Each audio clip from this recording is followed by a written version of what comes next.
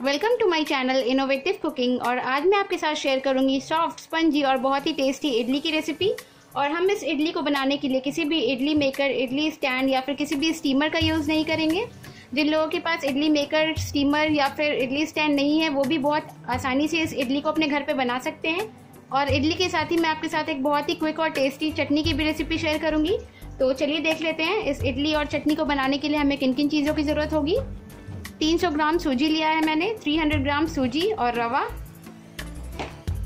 नमक according to test, चने की दाल है चटनी बनाने के लिए 100 ग्राम चने की दाल है, ये रॉ है, अभी मैंने इसको रोस्ट नहीं किया है। कर्ड है, दही 250 ग्राम दही है, 7 कली लहसुन की है, 1 हरी मिर्च है,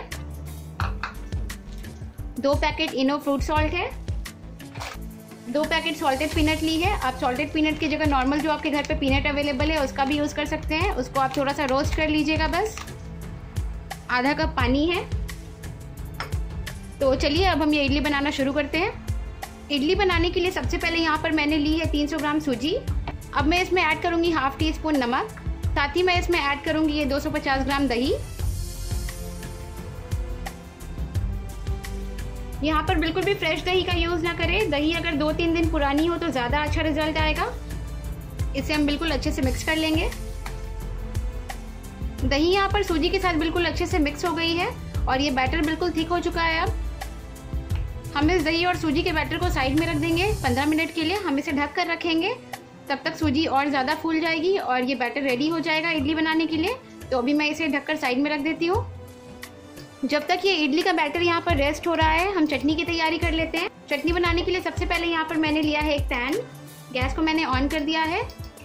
अब इस पैन में मैं ऐड करूँगी ये चने की दाल। इस चने की दाल को हम 4 से 5 मिनट के लिए मीडियम फ्लेम पर अच्छे से रोस्ट कर लेंगे। 5 मिनट के बाद यहाँ पर ये चने की दाल भी बिल्कुल अच्छे से रोस्ट हो गई है। तो अब मैं गैस को ऑफ कर देती हूँ। अब यहाँ पर मैंने लिया है एक मिक्सर जार। इसमें मैं ऐड करूंगी 2 पैकेट सॉल्टेड पीनट,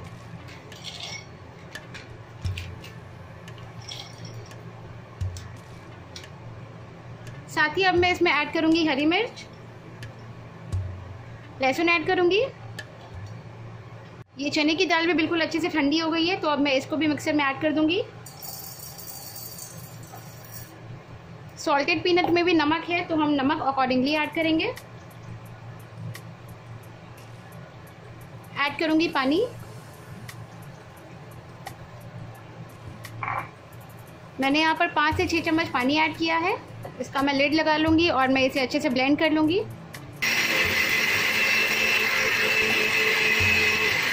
यहाँ पर हमारी चटनी बनकर तैयार हो गई है। चटनी को मैं एक बोल में ट्रांसफ़र कर लूँगी।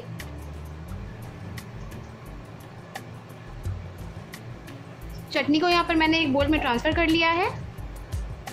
तो अब हम चलते हैं अपने नेक्स्ट स्टेप की तरफ। 15 मिनट हो गए हैं और यहाँ पर ये सूजी भी बिल्कुल अच्छे से फूल गई है। ये बहुत ज़्यादा थिक हो गई है। अब इस सूजी में मैं ऐड करूँगी पानी। मैं यहाँ पर आधा कप पानी ऐड कर रही हूँ। थोड़ा थोड़ा पानी ऐड करेंगे, एक साथ ऐड नहीं करेंगे। इसे अच्छे से मिक्स करेंगे।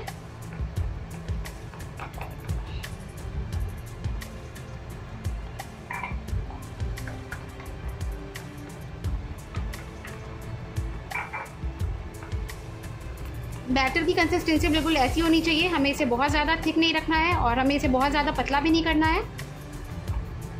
पानी ऐड कर दिया है तो अब मैं इसमें ऐड करूँगी इनो। पहले हम इसमें 1 पैकेट इनो ऐड करेंगे। इनो ऐड करने के बाद हम इस बैटर को एक ही डायरेक्शन में अच्छे से मिक्स करेंगे।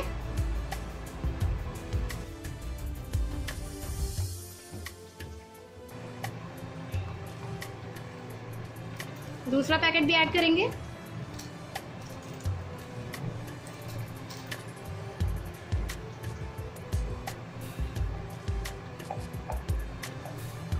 इनो ऐड करने के बाद ही इस बैटर में बहुत अच्छा फ्लफ आ गया है।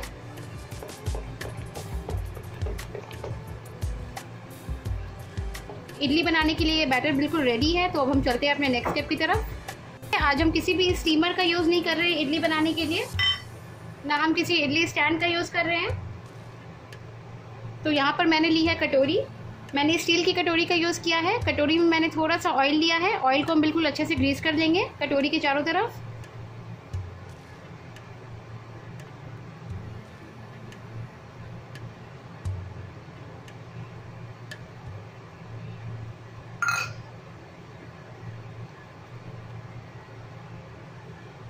और अब इन कटोरी में मैं ऐड करूँगी ये इडली का बैटर।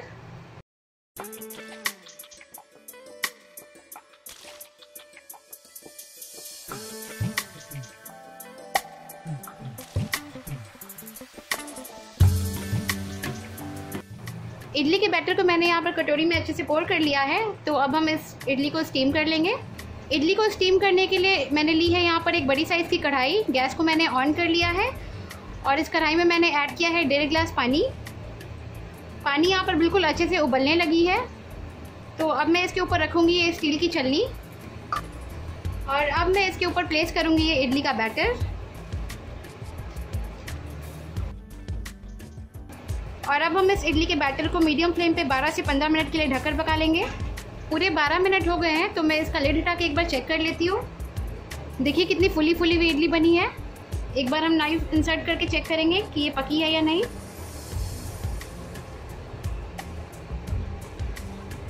नाइफ बिल्कुल क्लीन बाहर आई है। हमारी इडली बनकर तैयार हो गई है।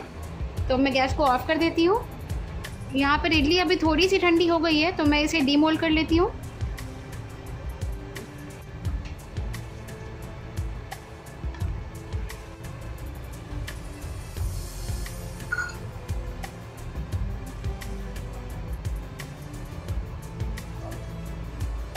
बहुत ही सॉफ्ट, स्पंजी और टेस्टी इडली बनकर तैयार हुई है।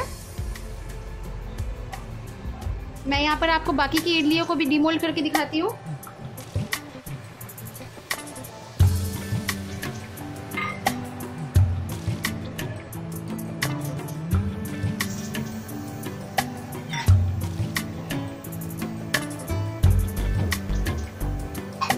मैंने यहाँ पर चारों इडली को डीमोल्ड कर लिया है और ये सच में बहुत ही ज़्यादा सॉफ्ट स्पंजी बनी है। तो अब मैं इस इडली को सांभर और चटनी के साथ सर्व कर लेती हूँ। इडली को यहाँ पर मैंने सांभर और चटनी के साथ सर्व कर लिया है और ये इडली सच में बहुत ज़्यादा टेस्टी, बहुत ज़्यादा सॉफ्ट और बहुत ज़्यादा स्पंजी बनी है। ये मार्केट से भी बहुत ज़्यादा टेस्टी बनी है। तो आप इस रेसिपी को अपने घर पे ज़रूर ट्राई कीजिए। और आपको मेरी ये रेसिपी कैसी लगी मुझे नीचे कमेंट बॉक्स में कमेंट करके ज़रूर बताइए। सांभर को भी मैंने घर पे बनाया है। सांभर की रेसिपी आपको ऊपर आई बटन पे मिल जाएगी या फिर आप नीचे डिस्क्रिप्शन बॉक्स में भी चेक कर सकते हैं। वहाँ पे भी आपको सांभर की इजी रेसिपी मिल जाएगी। अगर अभी तक आपने मेरे चैनल को सब्सक्राइब नहीं किया है तो प्लीज़ मेरे चैनल को सब्सक्राइब कर दीजिए और वीडियो अच्छी लगी हो तो प्लीज़ वीडियो को लाइक कर दीजिए। Thank you.